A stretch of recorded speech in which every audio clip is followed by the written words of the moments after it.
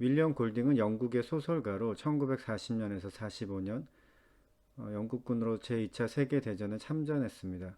그리고 나서 1954년에 소설 파리대왕이 나왔습니다. 그 정도 사실만 가지고도 파리대왕이 대충 어떤 방향으로 흘러갈지 감이 올 것 같습니다. 저는 고등학교 때 이 소설을 읽었는데요. 제가 고등학교 때 읽은 소설 중에 별로 기억이 나는 것이 없습니다. 너무 오래됐으니까요. 근데 이 책은 기억에 납니다. 이 책이 기억에 남는 이유는 내용이 꽤나 충격적이었고, 배경 설정이 매우 독특했기 때문이었습니다. 이 책을 읽었던 이유는 골딩이 노벨 문학상을 받았다는 것, 그것이 사실 좀 컸고요. 그 다음에 제목 자체가 좀 자극을 주었습니다. 재밌을 것 같은 제목이죠. 파리대왕이 약간 혐오스러운 느낌도 주지만 그 제목에 다소 유머가 섞여 있는 듯한 그런 느낌을 좀 받았습니다. 소설의 상황 자체가 좀 매우 흥미롭습니다.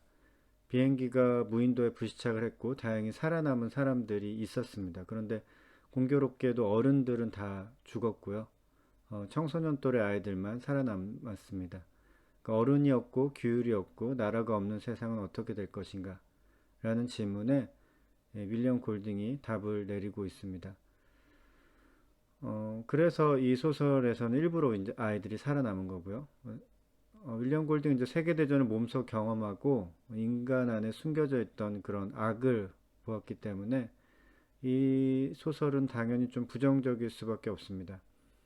그래서 인간이 다른 인간을 힘으로 제압하고 혹은 설령 죽이더라도 아무런 제재를 가할 수 없는 세상이 오면 인간의 폭력성이 더 드러날 것이라고 그렇게 골딩은 생각하고 그 생각이 이 소설을 지배하고 있습니다. 이 소설에 나오는 아이들은 폭력을 쓰면 안 된다는 교육을 받고 자랐기는 했겠죠. 그러나 그러한 사회 규율이나 법적 제재가 없는 세상이 되자 그들은 그들의 본성대로 살아가게 됩니다. 그래서 인간 본성은 무엇인가 그리고 사회는 무엇에 의해 움직이는가라는 질문에 작가는 이 소설을 통해서 대답을 하고 있습니다. 그래서 결론은 인간은 악하고 세상은 힘의 논리에서 돌아간다. 정도일 것 같습니다. 간단하게 결론을 내리면요. 그래서 세계대전 이후에 나온 소설로 이 소설은 세계대전 이후에 나온 소설로 최대한 세상을 현실적으로 반영한 소설이라고 생각을 합니다. 저도 작가의 의견에 대충은 동의합니다. 특별히 이제 세상은 힘의 논리에서 아직도 돌아가고 있죠. 국제사회는 더 그렇습니다. 국가 안에서는 힘을 견제하는 장치들이 존재하지만 국제사회에서는 그런 것이 거의 없습니다. 유엔이 있지만 사실 유엔이 미국보다 힘이 세지가 않죠. 그래서 결국 미국 마음대로 국제사회는 돌아가고 있다고 해도 과언이 아닙니다. 그러나 인간은 악하다라는 전제는 저는 좀 할 말이 있습니다. 물론 인간에게는 악한 면이 있기는 있습니다. 소설에서 인간의 악함이 어떤 면으로 드러나는지 잠깐 살펴보면요. 소년들은 무인도에 불시착했기 때문에 구조를 받아야 한다는 큰 목표를 가지고 있습니다. 그래서 불을 피워서 자신들의 위치를 어떻게든 알려야 한다는 그런 커다란 목표의식이 있고요. 근데 그것이 그들이 해야 하는 가장 중요한 일입니다. 그런데 그들은 그 목표를 잊어버리고 사냥의 즐거움에 빠져버리기도 합니다. 또 사냥도 이제 처음에는 살기 위해서 먹을 것을 위해서 이제 시작을 했겠지만 그들은 이제 사냥을 통해서 동물을 죽이는 즐거움을 느끼게 됩니다. 그래서 거기 빠져버려서 그들이 해야 할 일을 불을 피워서 이제 그들의 위치를 알려야 하는 그들이 해야 할 일을 놓치기도 합니다. 그래서 골딩은 이를 통해서 인간의 본성적 악이 대의 명분이나 궁극적인 목표까지도 모두 삼켜버리는 상황을 묘사합니다. 그러니까 인간이 그렇게까지 악하다고 악을 탐닉한다고 주장을 하고 있는 거죠. 인간에게는 분명 악한 본성이 있습니다. 저도 그렇게 생각합니다. 물론 그것은 살기 위한 본성일 수도 있고, 정말 세상에 악마가 있어서 인간을 조종하는 것일 수도 있습니다. 원인이 어찌되었든 간에 인간에게는 악한 면이 있습니다. 그런데 악이 강한가 아니면 선이 더 강한가라고 물어본다면 이건 좀 생각해 볼 문제인 것 같습니다.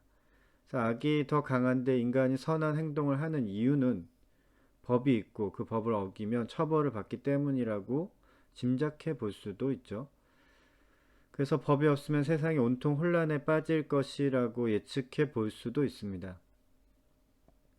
그런 류의 소설과 영화들이 참 많이 있습니다. 법과 처벌이 없어지는 세상에 폭력이 난무할 것이라는 그런 이야기가 많이 있습니다. 아마 제 생각에는 파리대왕이 그의 시족격인 소설이라고 할 수 있을 것 같습니다. 그런데 악 혹은 폭력이 인간이 가지고 있는 뭐 선에 대한 의지나 바람을 완전히 다 잡아먹을 정도로 인간이 그 정도로 악하다면 인간은 법과 제도를 만들지는 않을 거라고 저는 생각합니다. 왜냐하면 법과 제도는 불편한 것이거든요. 인간이 완전히 악하다면 법과 제도를 통해서 인간의 악한 본성을 제어하는 게 불편하겠죠. 그러면은 악을 통해서 인간이 얻을 수 있는 쾌락도 포기해야 되는 것인데요. 인간이 진짜 철저하게 악하다면 악을 위해서 자신의 생명도 가지고 놀 수 있을 정도가 돼야지 진짜 악하다라고 할 수 있을 것 같습니다. 이런 식의 뭐 철저한 뭐 순수한 악에 대해서 묘사하고 있는 영화가 있는데 영화 세븐이라는 좀 오래된 영화죠. 브래드 피트가 주연한 영화인데요. 거기서 이제 범인이 순수한 악을 완성하기 위해서 자신의 생명까지도 바치는 그런 순수한 악의 화신의 역할을 합니다. 제 생각에 뭐 인간과 사회에는 악이 있지만 그 정도로 악이 있다고 생각하지는 않습니다. 그래서 법이 없으면 인간은 악해지는가라고 묻는다면 저는 꼭 그렇지는 않다고 대답하겠습니다. 뭐 그러는 사람도 있겠지만 안 그러는 사람도 있겠죠. 그래서 인간의 본성이 약하다면 선을 행하는 사람들의 선은 모두 위선이 될 것입니다. 근데 그런 것은 아닙니다. 인간이 악해질 가능성이 있기 때문에 법과 제도로 그것을 제어해야 한다는 주장에는 저는 100% 동의합니다. 그러나 법과 제도, 뭐 처벌이 없을 때 나타나는 인간의 본성은 그냥 악 그 자체다라는 주장에는 반대합니다. 파리대왕은 인간 본성에 대해 생각해 볼 수 있는 좋은 소설입니다. 뭐 2차 세계대전을 겪은 작가가 인간의 본성을 고발하는 소설이기도 하고요. 요새는 파리대왕과 비슷한 소재를 다룬 영화가 많이 나와서 파리대왕이 좀 매우 자극적인 내용을 다룬 것인데도 좀 심심하게 느껴질 수도 있습니다. 그러나 이 소설을 읽으면서 한번 상상해 보면 재미있을 것 같습니다. 내가 만약 무인도에 부시착해서 몇 명의 사람들과 살아가게 된다면 나는 어떻게 살 것인가? 라는 상상을 해보면 나의 본성이 어떤지 좀 스스로 좀 파악할 수 있을 것 같습니다. 뭐 파리대왕은 노벨 문학상을 받았으니 뭐 여러 가지 면에서 좋은 소설임에는 분명합니다. 1963년과 1990년에 두 번 영화로 만들어지기도 했습니다. 하지만 저는 개인적으로 이 책을 별로 추천하고 싶지는 않습니다. 작가는 인간은 그냥 악하다라는 전제로 소설을 전개하고 있는데 저는 여기에 동의하고 싶지 않습니다.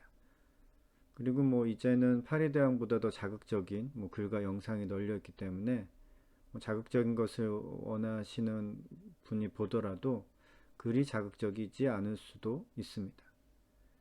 굉장히 좋은 소설이지만 언제 읽어야 될지는 모르겠어요. 그러니까 좋은 소설이라서 한번 읽어서 뭐 기억에 남기는 하는데 딱히 읽고 싶은 소설은 아닌 것 같습니다.